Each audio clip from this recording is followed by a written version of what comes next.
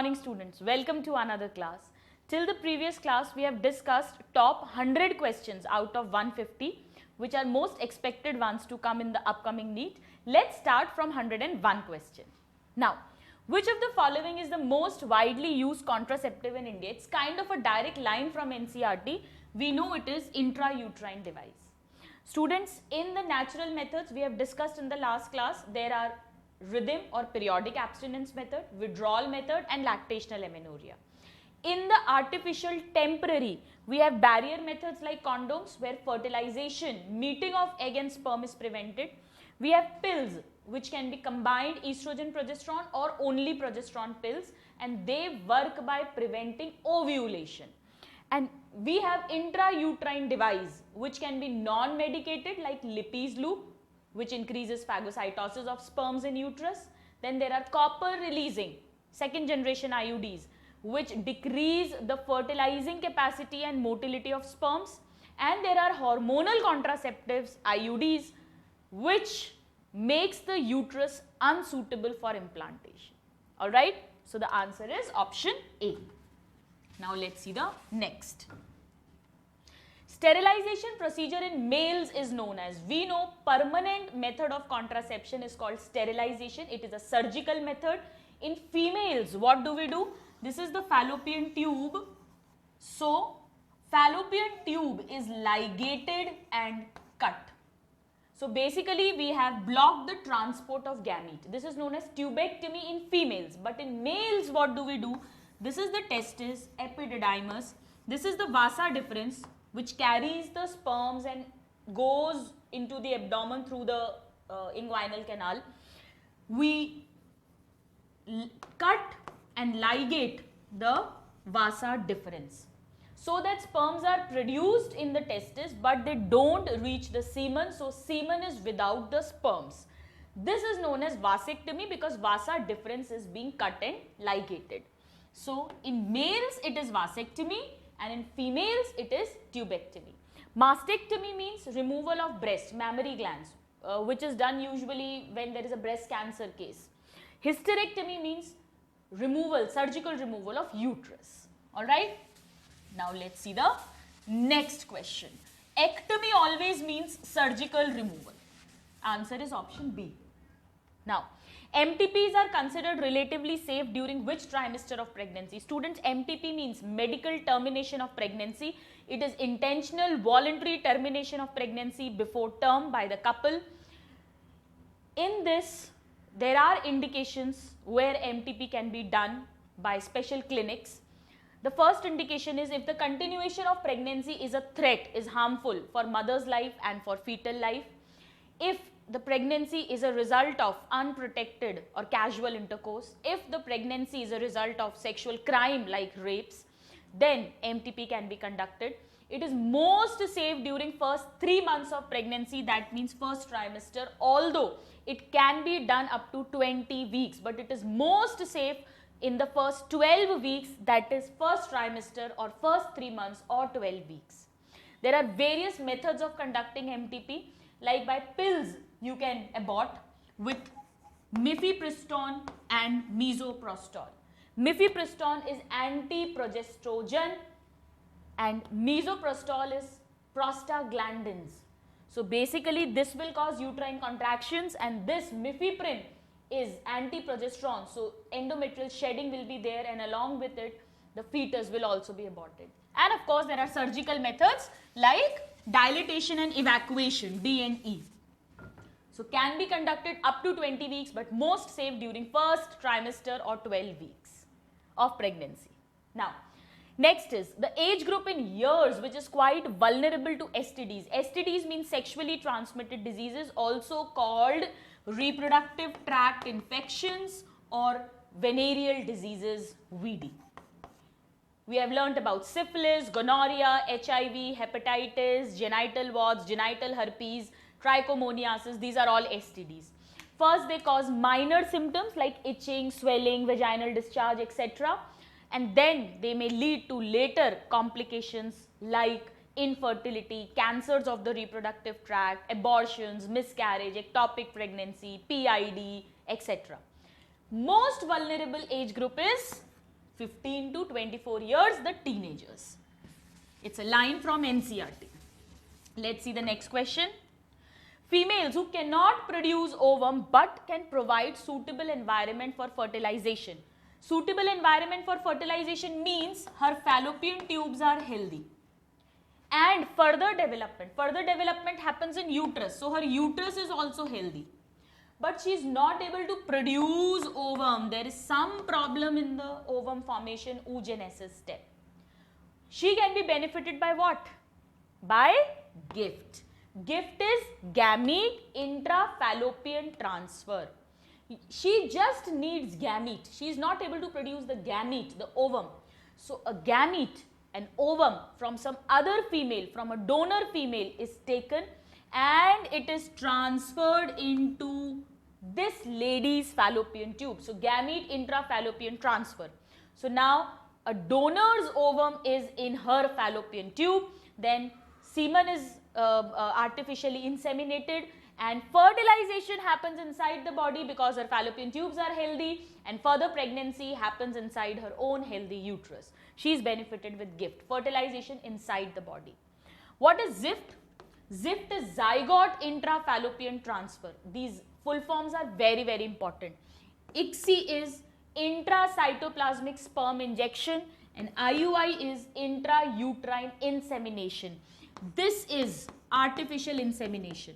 If the semen count is low, if the couple is not having proper coitus, if there are coital problems, then artificially semen is injected or inseminated into the female vagina or uterus. This is IUI, right?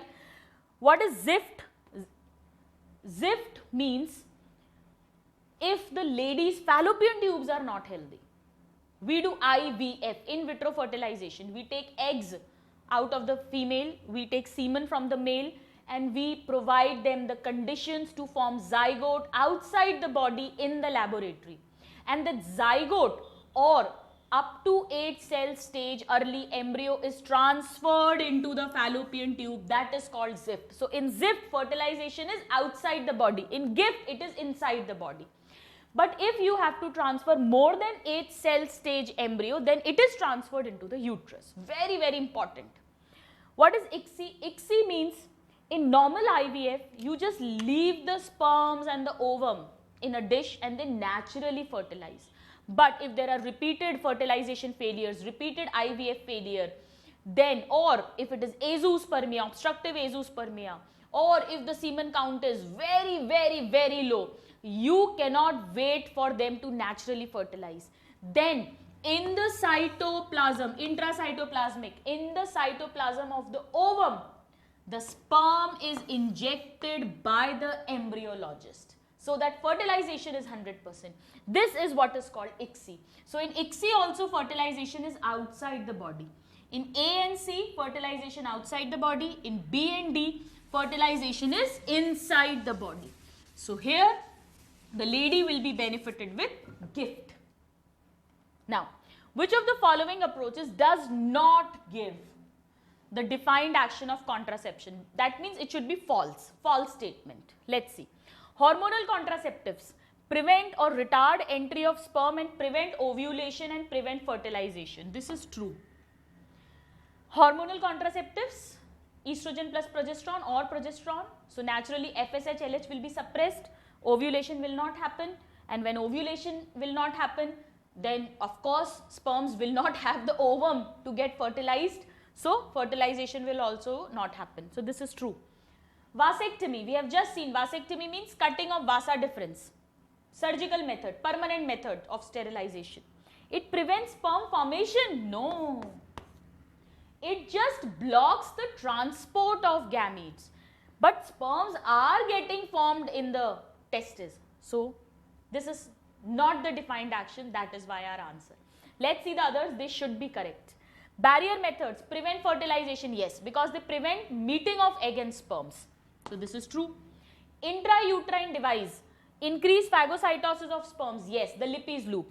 Suppress sperm motility and fertilizing capacity. Yes, the copper releasing IUDs. So all are true except option B for Bombay, and that is our answer. Let's see the next one. The contraceptive Saheli. Now, Saheli is a, please note, very, very important, non-hormonal. That means it does not have estrogen, progesterone. Non-hormonal, non-steroidal, contraceptive pill. It's a tablet. It is taken once a week. So, it's a once a week pill. Highly effective.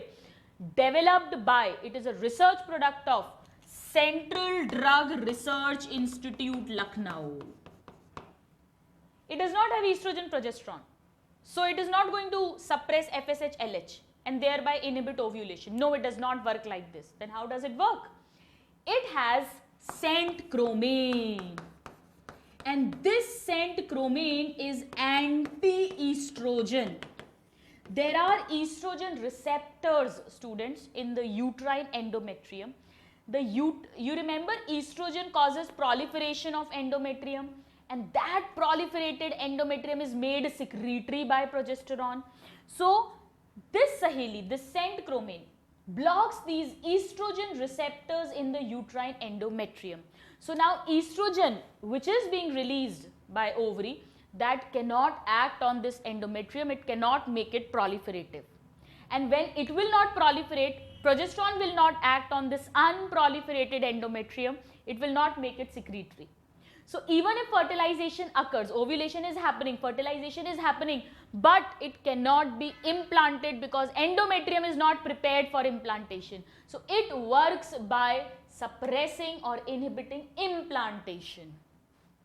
Blocks estrogen receptors in the uterus and prevents the egg means fertilized egg, from being implanted. It increases concentration of estrogen and it prevents ovulation. No, this is the work of oral contraceptive pills. It is an IUD, no. It is a post-coital contraceptive, no. So, this is very, very important. Saheli, the research product of India. Now, in MOUT, what is MOUT? Multiple ovulation, embryo transfer. At which cell stage fertilized eggs are recovered non-surgically and transferred to surrogate mothers? What do we do, students? Suppose there is a cow which is giving good yield and good quality of milk. You want to make many calves from that cow. Normally, one cow like us produces one egg per month. So, naturally, there are chances of formation of one zygote, one embryo and one calf, right? What scientists have done, they give these cows FSH-like action, like hormones. Very, very important question. Now, it is FSH-like. What does FSH do in our body? It develops the ovarian follicle which releases the estrogen.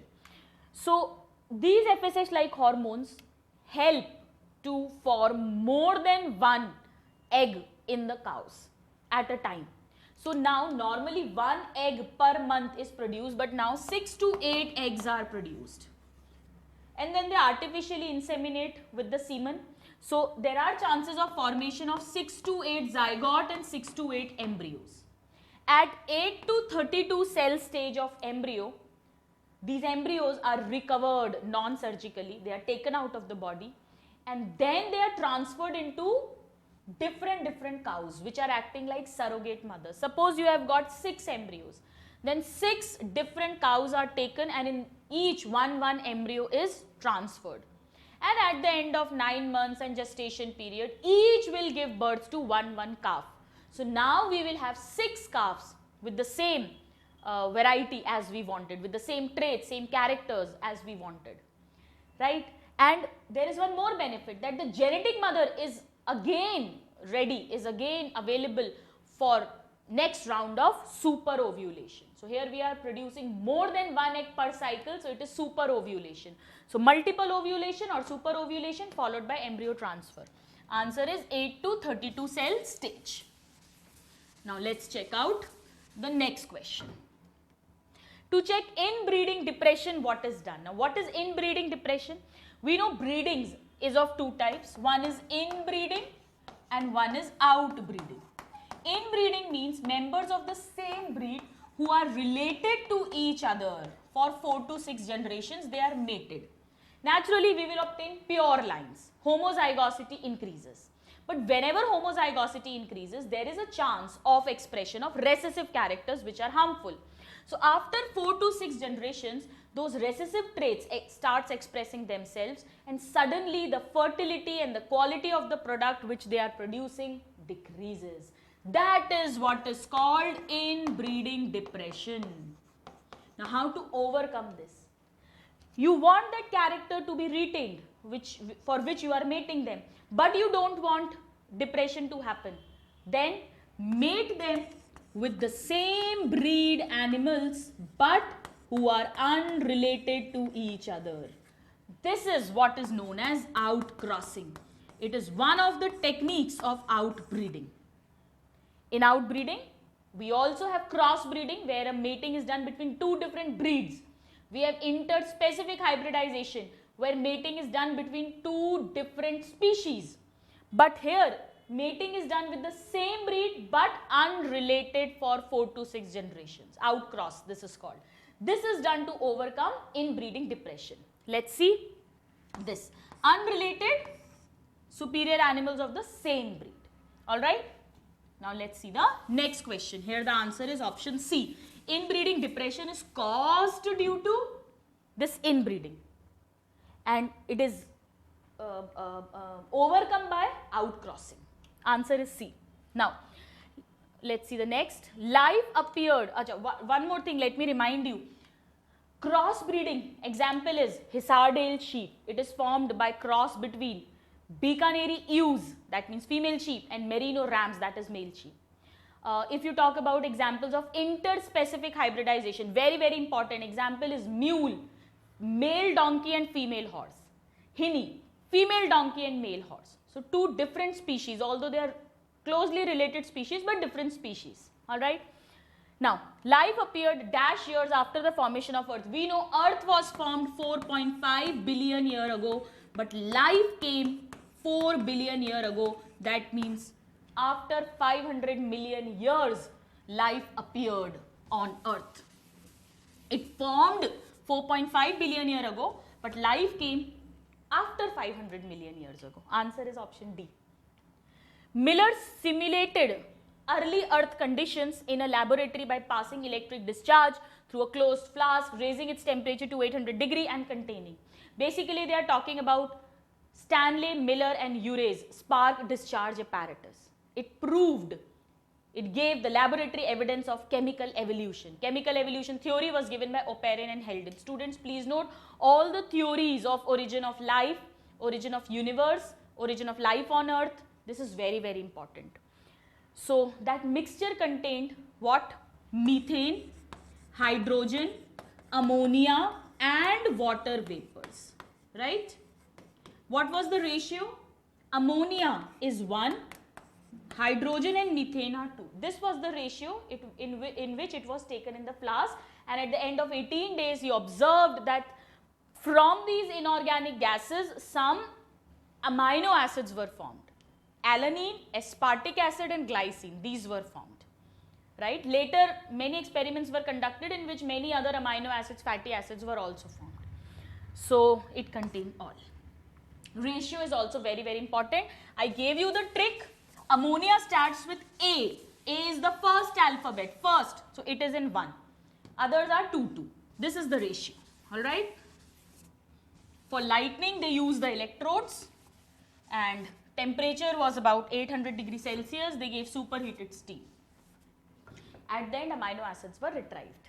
Now, the fitness referred to in Darwin's theory is, now students, Darwin's theory of natural selection is very, very important. The two key points are branching descent and the natural selection. He worked on finches, which are small dark birds, in Galapagos Island. He travelled in HMS Beagle ship. Darwin, along with Wallace, gave the Darwin theory, and he was inspired by Malthus, T.R. Thomas Malthus' essay on population. The main postulates of Darwin's are that there is overproduction, but there is still constancy of population. That means there is struggle for existence, there is competition, interspecific and intraspecific, and that leads to survival of the fittest and by nature selection, and then new species gets formed. So survival of the fittest. So what does this fittest means? Fitness means reproductive fitness. The one who is able to survive and reproduce in that particular environment will be selected by the nature. So not the physical or mental fitness, it refers to reproductive fitness. According to Darwin, evolution is a slow process, gradual process, because of variations that happens due to crossing over. Evolution, new species formations happens over years. But according to Hugo de Vries, he gave the theory of saltation or mutation theory. He worked on evening primrose or Oinothera lamarckiana plant, and he said that mutations which are random, directionless, and the very next generation can be a new species. So he said that speciation can also be a large step. Very, very important. All right. And nowadays, modern synthetic theory, which includes natural selection by Darwin, which includes mutation theory by Hugo de Vries, which includes genetic drift, they all together comprise the new theory of evolution. Evolution can happen by any means. Genetic drift is also very, very important, students. All right, please study it once. Now, analogous organs does not represent. What are analogous organs? Origin is different, but because of similar type of habitat, they show same function. Wing of bird, wing of insect. Different origin, same function of flying. That means convergent evolution. They show, analogous organs show convergent evolution. They do not show divergent evolution. They do not show common ancestry. So answer is option D. B and C, these are shown by homologous organs. Alright, students, homologous and analogous is very, very, very important. 1 or 2 questions are going to come on this concept. Now, which of the following shows analogy? That means which are analogous organ? Different origin, same function.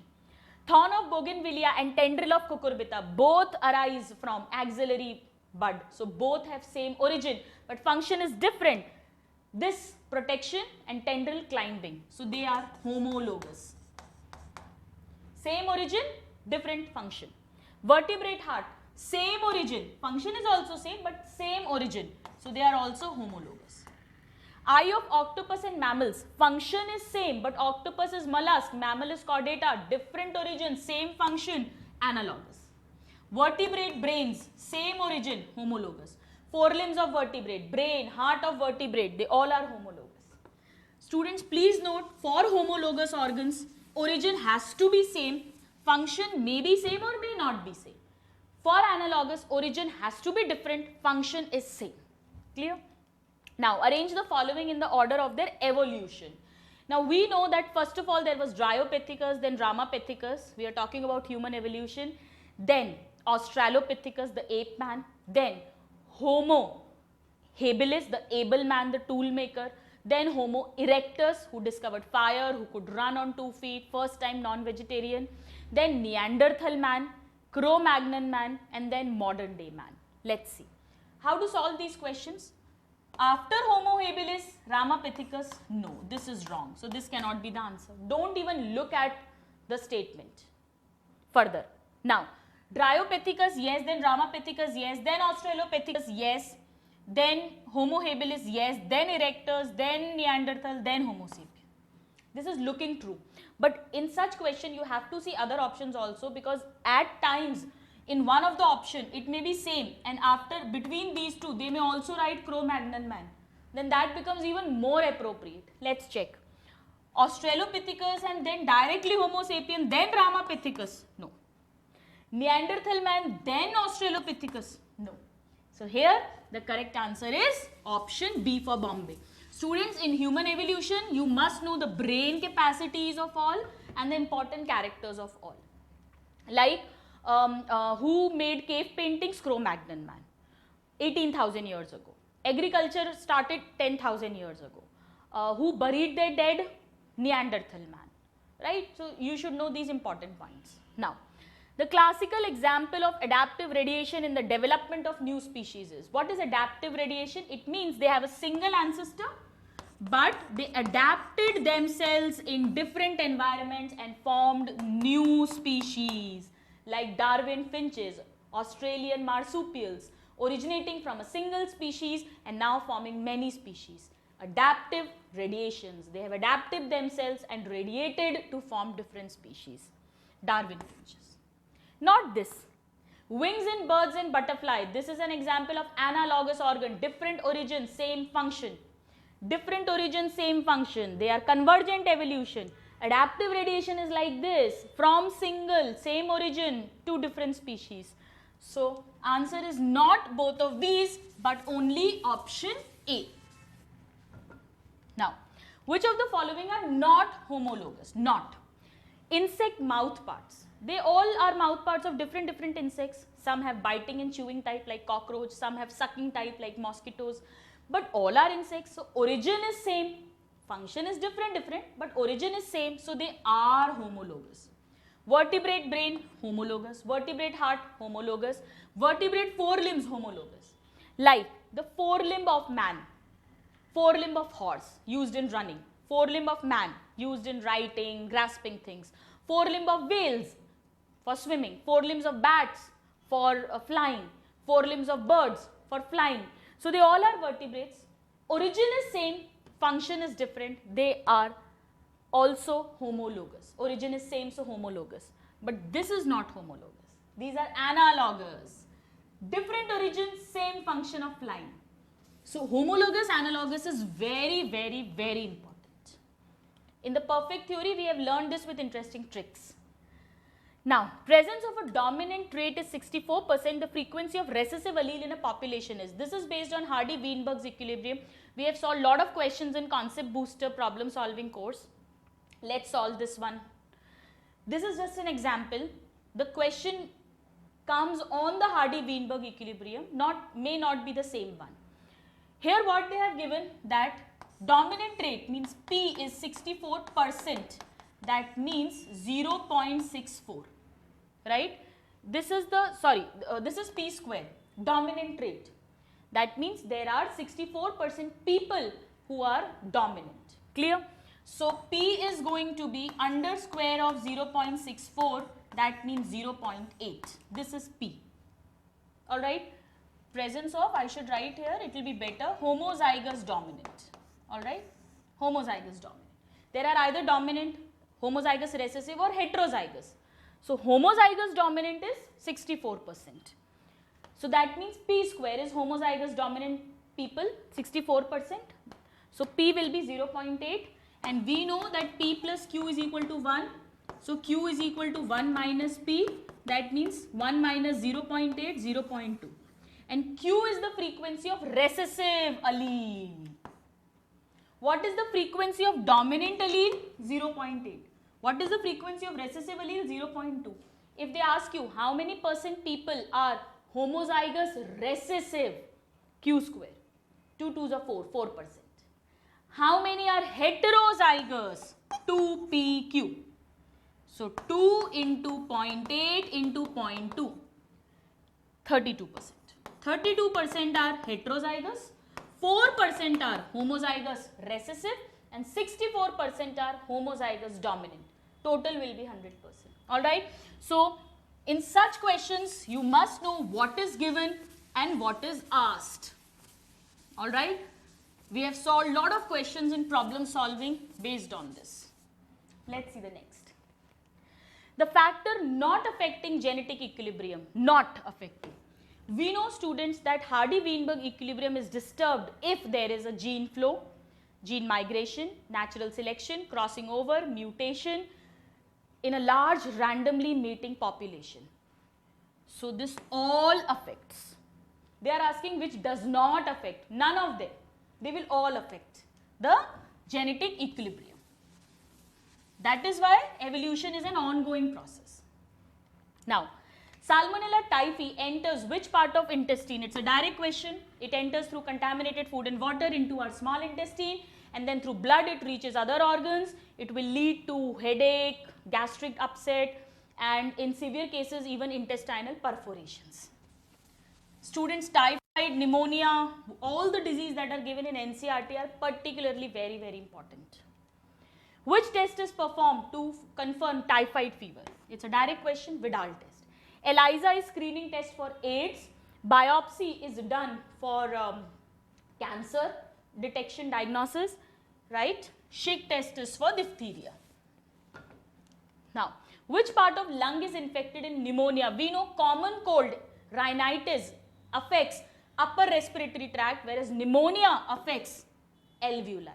In the alveoli, fluid gets filled so that gaseous exchange is inhibited, is affected, and in severe cases, even nails and lips may turn blue and person can even die, right? So, pneumonia. Option A. Now, the most serious form of malaria, malignant malaria, is caused by, we know most common causing malaria is vivax, but most dangerous cerebral malaria, malignant malaria, is by falciparum. No relapse occurs in falciparum, whereas vivax and others show relapse. Malaria is a very, very important topic. Just revise it. The infective stage is sporozoid. It enters into our body. It is stored in salivary glands of female Anopheles mosquito. It gets transferred into our blood. It first reaches liver, undergoes asexual reproduction, schizogony, then breaks ruptures the liver cell, enters into RBC. In the RBC, again undergo asexual reproduction, converts hemoglobin into hemozoin, and this hemozoin release into the plasma. This is a toxic substance, the malarial pigment, that causes the symptoms. Gametocytes are formed in the RBC, and then that is taken by another female Anopheles mosquito. Inside its gut, gamete formation occurs, fertilization occurs, zygote is formed, and then again sporozoids are formed, which are stored in its salivary gland. So, this is a gist of the cycle. Female Anopheles mosquito and humans are the two hosts. Now, Wuchereria bancrofti infects which part of the human body? We know Wuchereria bancrofti and Wuchereria malaya. These are two roundworms which are transmitted by bite of female Culex mosquito, and they affects the lymphatics of lower limbs and genitalia. Gross deformity in limbs and genitalia. It causes filariasis or elephantiasis. It's a roundworm disease. Answer is option B. Skin and mucous membrane is which type of barrier under innate immunity? Students, skin and mucous membrane is physical barrier. Physiological barrier means HCl in stomach, tears, saliva, lysozyme in that. These are all physiological. Third type barrier is cellular, which includes polymorphonuclear cells, that is neutrophils, monocytes, macrophages. And fourth type barrier is cytokine barrier, which includes antiviral substances like interferons and a blood complement system. And these four barriers, these together constitutes innate or inborn immunity. Physical and physiological first line of barrier, cellular and cytokine second line of barrier, second line of defense.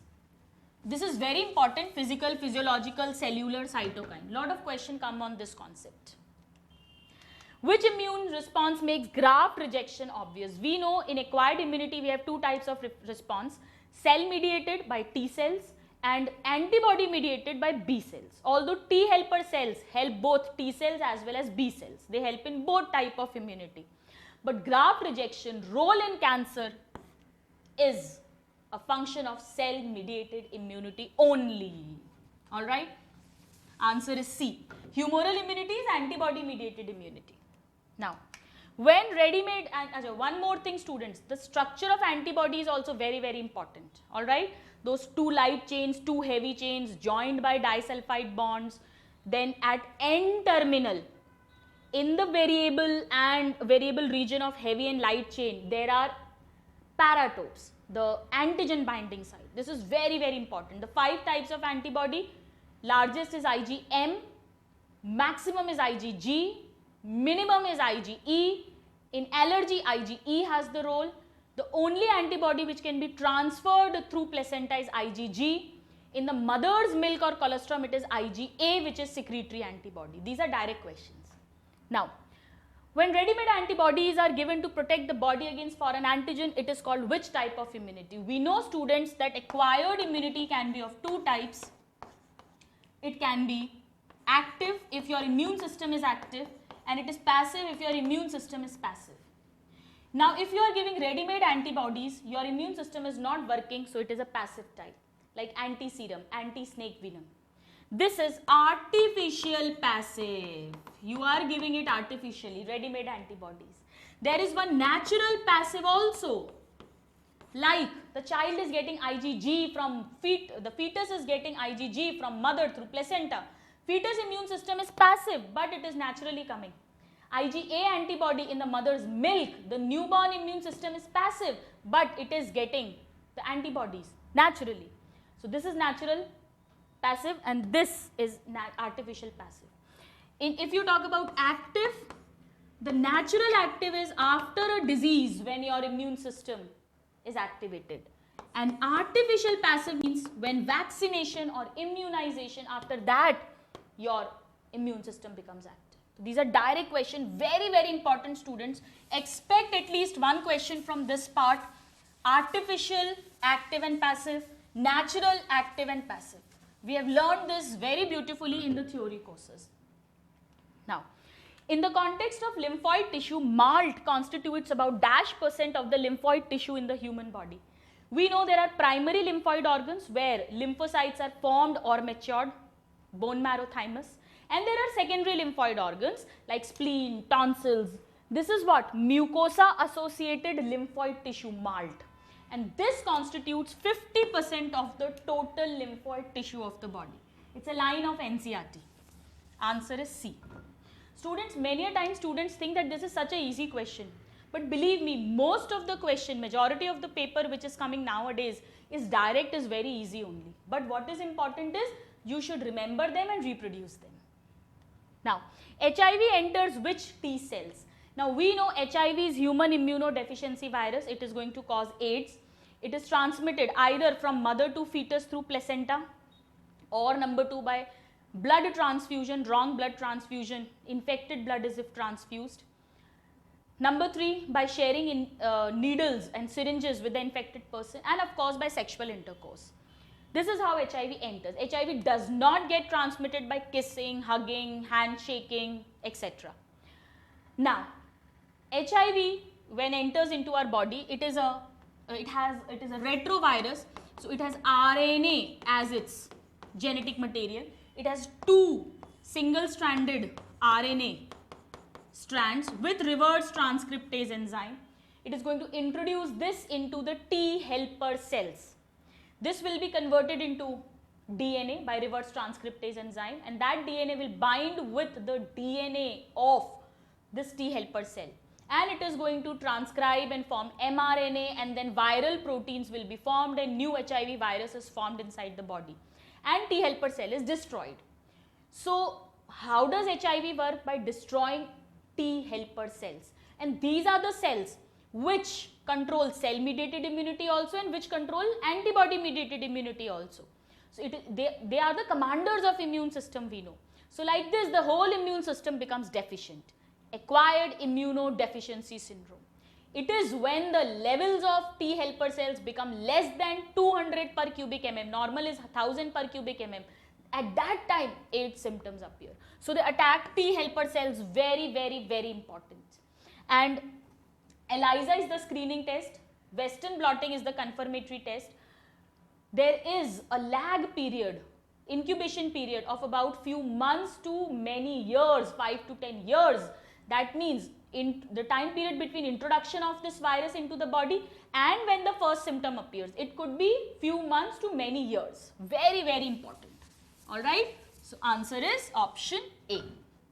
Now, which one of the following is a very effective painkiller and sedative used for patients who have undergone surgery? Morphine.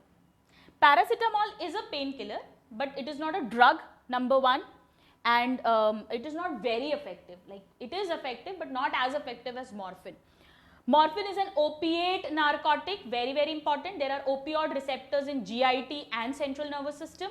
They suppress the brain activity. It is derived from latex of poppy plant Papaver somniferum. LSD, lysergic acid diethylamide. This is an hallucinogenic drug. It is obtained from ergot, fungus. Barbiturates are sedatives but not painkillers. So here, after surgery, it is morphine which is given. Morphine is obtained from latex of Papaver somniferum. You should know about opiate narcotics, then about cannabinoids, which includes charas, ganja, hashish. They affect cardiovascular system. There are cannabinoid receptors in brain and they are obtained from cannabis sativa plant through their leaves, flower tops, fluorescence. Then you should know about coca alkaloids, cocaine. They increase your brain activity, they cause increased activity, increased euphoria, and even in high doses may cause hallucinations. They are obtained from Erythroxylum coca, which is a native plant of South America, and they interfere with transport of dopamine neurotransmitter. These points are very, very important. You will get one of the questions based on this. Alright? In which technique 3D image of internal of an object are generated? CT scan. We know they all are diagnostic techniques for cancer. MRI is the best and safest technique for cancer detection. X-ray uses the ionizing radiations, histopathological examination or biopsy. In CT scan we get 3D image. Alright? The best and safest is MRI because it uses non-ionizing radiations. Now, which diagram correctly represents the cutting of both strands of DNA by EcoR1? Now, EcoR1 is a restriction enzyme. It recognizes this particular palindrome GAATTC, GAATTC, and it always cuts between this G and A. So, this will be the answer. Alright? Restriction enzymes we have learnt in great detail. Vector and restriction enzyme is very, very important. Now, the fragmented DNA can be visualized by staining DNA with. Students, we know that first you have to put lysing enzymes. First you will put cellulase if it is a plant cell whose DNA you want, or algae DNA. If it is a fungal DNA you want, then you have to break the fungal cell wall, which is chitin, so you have to put chitinase. Then you have to put detergents to break plasma membrane, nuclear membrane. If it is a bacterial cell, you have to put lysozyme because their membrane is, the cell wall is made up of peptidoglycans. And then you have to put RNase, protease, because DNA is wrapped with RNA and protein and histone. So you have to remove those histone, you have to remove those all the proteins and RNA, so you have to put RNases and proteases. Now you have the pure DNA. Now you have to put chilled ethanol so that this DNA is precipitated out. And then you put it on agarose gel, and then you have to cut that piece of your desired DNA and extract that piece of DNA. This is called elution process, very, very important. But still you are not able to see those DNA bands. You will be able to see them when you put ethidium bromide and then you give UV rays, then these DNA appears as bright orange bands. So ethidium bromide followed by UV rays will cause the visualization of DNA as bright orange bands. So answer is option C. Now, select the correct matching. PBR322 is a restriction enzyme. No, it is a vector. We have discussed this in great detail with its structure, with a very interesting story I told you. EcoR1, CLA1, HIND3, they are vectors. No, in fact, this is enzyme and this is vector. ROP are the lipids involved in replication. No, ROP codes for the proteins which are involved in replication. So all these are false. This has to be correct. Let's see. PCR, a technique in which multiple copies of gene or DNA is synthesized outside the body in vitro. Yes, we know there are 3 steps. The first step is denaturation that occurs at about 72 degrees Celsius. The 2 strands, the hydrogen bonds are broken and the 2 strands of DNA are separated. The second step is annealing. Here primer is added at the 3' end of the DNA strand. Primer addition or annealing, 52 to 65 degrees Celsius. And finally you will have elongation or extension or polymerization step, and in this Taq polymerase enzyme is used. This Taq polymerase enzyme is obtained from Thermus aquaticus bacteria. Very, very important question. This Taq polymerase is required in PCR only in the 3rd step. This happens at about 92 to 95 degrees Celsius. So basically this this happens at 92 to 95 degrees Celsius. This happens at 72 degrees Celsius. So basically PCR is a temperature dependent cycle, and it is the discovery of this Taq polymerase which is revolutionary step, and then we will get 2 copies after 1 PCR cycle. Alright, very very important. Taq polymerase is required only in this elongation or polymerization step. This technique was found by Carey Mullis, for which he got the Nobel Prize also, right? So students, please note this sequence you must know: first denaturation, then annealing or primer addition, and then elongation or extension, in which Taq polymerase is used, and it is obtained from Thermus aquaticus bacteria. It is a thermostable enzyme. All these are direct questions. Now, select the incorrect statement. Selection of recombinants due to inactivation of antibiotic is a cumbersome process. We know there are 2 types of selectable marker: antibiotic resistance gene or LAC-Z gene. In antibiotic resistance gene, I am not explaining the process at all. We have discussed it in the theory part, and even in this rank booster course we have discussed it in detail. You need to culture the colonies of the host into separate antibiotic medium. So this is cumbersome. So this is true. Insertional inactivation of beta galactosidase leads to colorless colony. We know that LAC-Z gene, this is responsible for beta galactosidase enzyme, and this enzyme, when a chromogenic substrate is put, then it gives blue color. So if there is insertional inactivation of LAC-Z gene, this will not be formed and colonies will be colorless. So yes, it leads to colorless colonies. Sorry, this is true.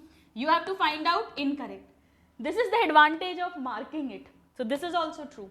Now, insertional inactivation of beta galactosidase leads to blue color colonies. No, they will lead to colorless colonies.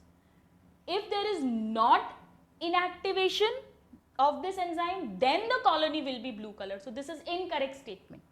In insertional inactivation, the rDNA is inserted within the coding sequence of enzyme beta galactosidase. Yes, it is inserted at this position. So all are true except option C, and that is the answer.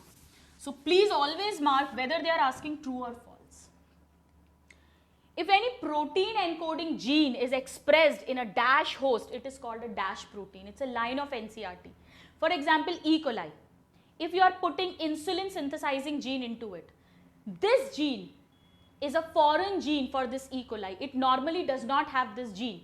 So now this E. coli is a heterologous host, and the protein that is formed is a recombinant protein. Alright, and by the use of bioreactors, then we culture them and get our product.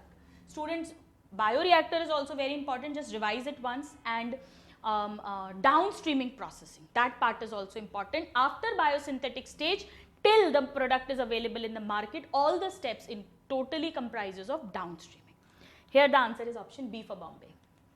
Now, the ability to form tumor is found in the plasmids of Agrobacterium tumefaciens, that forms the tumors, the Ti plasmid of this. And this is used as a vector whenever you want to introduce your foreign DNA into plant host cells. And retrovirus, disarm retroviruses when you have to transfer into animal host cell. Answer is C here. During gel electrophoresis for separation of DNA fragment, we know that in gel electrophoresis, DNA is negatively charged, so they will run towards positive electrode when you switch the current. So switch on the current. So positive electrode is called anode. So DNA will run towards anode, number 1. Number 2, we know that smaller the DNA fragment, the farther it will move, because there is a sieving effect in the gel. So the smaller ones will be able to reach the farthest. Larger will move farthest, no. Smallest will move farthest, yes. Towards anode, yes. See this. Smallest moves to farthest, yes. Towards cathode, no. The only correct option is option B. DNA is negatively charged because of phosphoric acid or phosphate. It will always run towards positive electrode, which is anode. So the answer is option B. Now, select the correct order of processing of PCR. I just told you, first denaturation, then primer annealing, and then extension, elongation or polymerization. 3 names for the same step. And it is in this step that Taq polymerase is required. Answer is B for Bombay. Which is a palindromic nucleotide sequence. Now, how do we have practiced enough. How do we check the palindrome? It should read the same when orientation of reading is kept the same. This is 523, this is 523, right? GG, AA, AA, TT, TT, CC.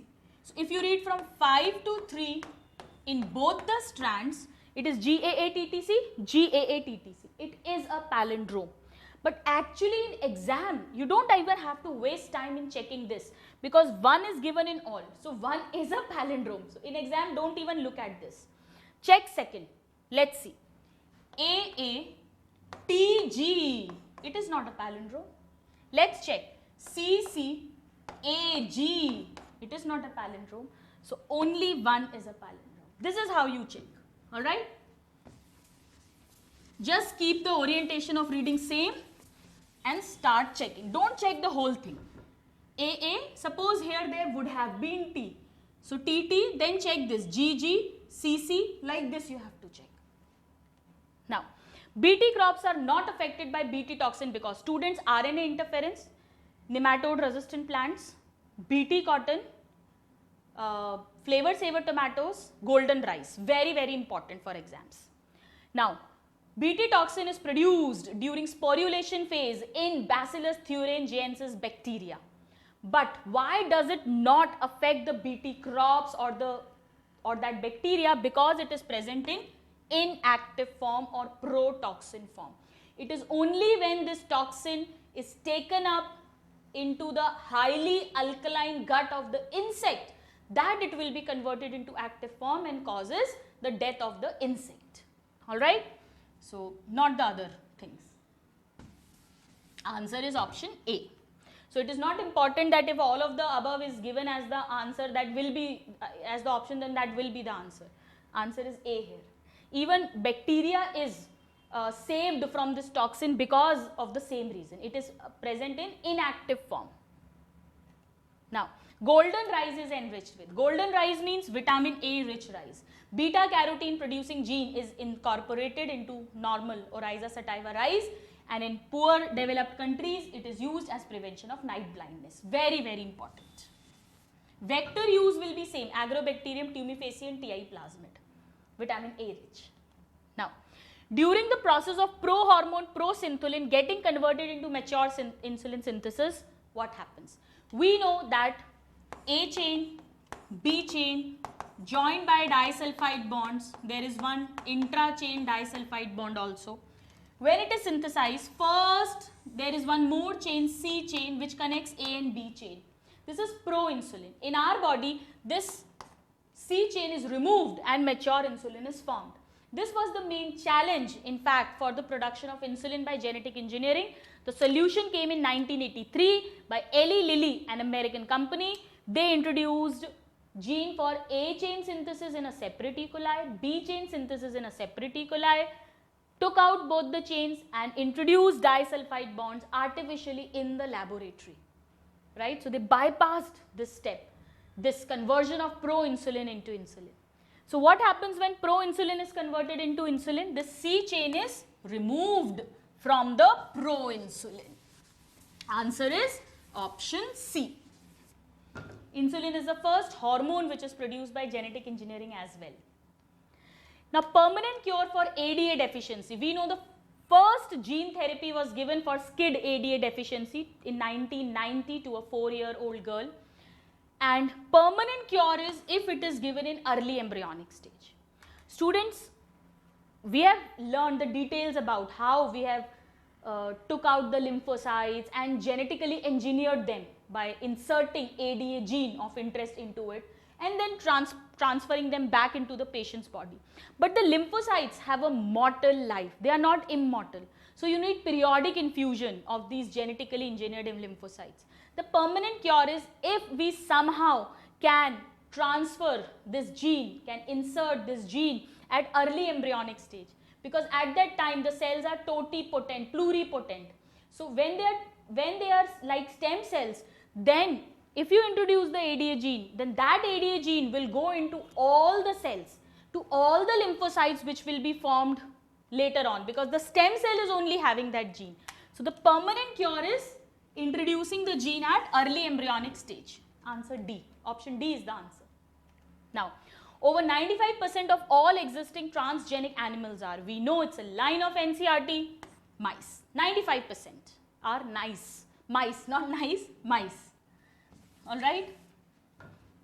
Now, and you should also know that about therapeutic applications of biotechnology like alpha-lactalbumin, Rosie, the first transgenic cow, that is very important. Then for emphysema, we have found alpha-1 antitrypsin protein that we have made in a sheep we have made, that is very important. And for what diseases do we have transgenic models like cystic fibrosis, rheumatoid arthritis, all this. That paragraph of NCERT is very, very important. Now, which variety of rice was patented by a US company even though the highest number of varieties of this rice is grown in India? Here we are talking about bio-patency issues and biopiracy issues. It is Basmati. There are more than 2 lakh varieties of Basmati, out of which 27 are documented in India. But there was an American company which took its false patent, but now Indian government has fought against it and cancelled that patent. In fact, patents were also taken not just against Basmati rice but also against turmeric and neem. Silencing of a gene could be achieved through the use of. Now, this question we have already discussed in this very course only, that the silencing of mRNA, the interference with the translation step where mRNA is converted into protein, that is done by antisense RNA technology or short interfering RNA technology or RNA interference or RNA silencing technique. I am not going into the details. I have discussed in great detail in this very course. Which organization in India monitors genetic engineering programs? Again, it's a very, very important question. The full form, it is Genetic Engineering Approval Committee. It gives approval for the projects in genetic engineering, and when the project is completed, it supervises whether the introduction of this genetically engineered product is safe for public or not, whether introducing it into ecosystem is safe or not. That all work is done by GEAC. NACO is National AIDS Control Organization. This acts for AIDS prevention and control. NGO is any non-governmental organizations, and CDRI is Central Drug Research Institute, Lucknow, which has developed its research product Saheli, a non-contraceptive pill. A non-hormonal, non-steroidal contraceptive pill. Here the answer is Genetic Engineering Approval Committee, GEAC. Now, the last question. Bacillus thuringiensis form protein which contains insecticidal protein, this protein. We know that this bacillus during sporulation phase, they have these cry genes, different cry gene like cry 1AC and 2AB for cotton bollworms and 1AB for corn borers. Very, very important. They form cry proteins. They are crystallized proteins. They remain in inactive protoxin form in the bacteria. But when it is eaten up, when it is taken up inside the insect, particular insect, then in the alkaline, highly alkaline gut of insect, what does it do? It becomes active. It becomes solubilized. And then it creates pores in the epithelial cells in the wall of the gut of insect. So the water enters into these cells, they swell, they burst, and the insect dies of starvation, right? So how are they killing the insect? Let's see. It is activated by acidic pH of foregut. No. Alkaline pH of midgut of insect. It is coded by several genes including gene cry. No. The gene is only cry gene, but there are different cry gene, cry 1AC, cry 2AB, but gene is only cry gene. It is not other genes also encoding. Binds with epithelial cells, yes. Of midgut, yes. Of the insect pest, yes. Ultimately killing it, yes. Everything is true. Does not kill the carrier bacterium, yes. Which is itself resistant to toxin, no. Bacteria is not resistant. It is because it is present in protoxin or inactive form. If suppose somehow it gets converted into active form in the bacterium, it will be killed. It is not that they have resistance against it. Why they are saved? Because it is present in inactive form. Alright, so here the answer would be option C. So students, with this we have completed the top 150 questions. They may come as such or nearby to this question, the questions may come. I hope that this course is going to help you out in not just getting selected, but in getting selected to the dream college of yours by boosting your rank. We have discussed the most important topics. So I just hope I may be of help in achieving your dream, in your journey of becoming a doctor. A very, very best of luck from my side, and you are most welcome for all your doubts at YouTube and on the Doubt Clinic at E2's website. A very, very all the best. Thank you.